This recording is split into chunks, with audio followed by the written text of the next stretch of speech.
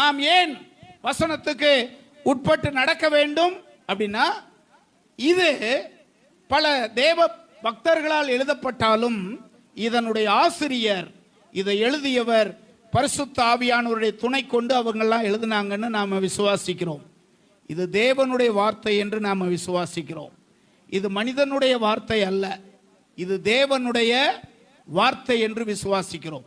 68ஆம் சங்கீதம் 11வது வசனத்தில் சங்கீதக்காரன் இப்படி சொல்லுவதை நாம் இப்படி படிக்கிறோம். 68:11 ஆண்டவர் வசனம் தந்தார். இதை நமக்கு தந்தவர் யாரு?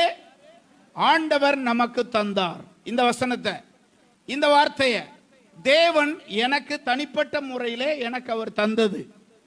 ஆண்டவர் எனக்கு தனிப்பட்ட முறையில் உங்க எல்லாருக்கும் இதை கொடுத்ததாக நீங்க எண்ணணும். இது உங்க கையில கிடைச்சிருப்பது ஒரு பெரிய பாக்கியம். அது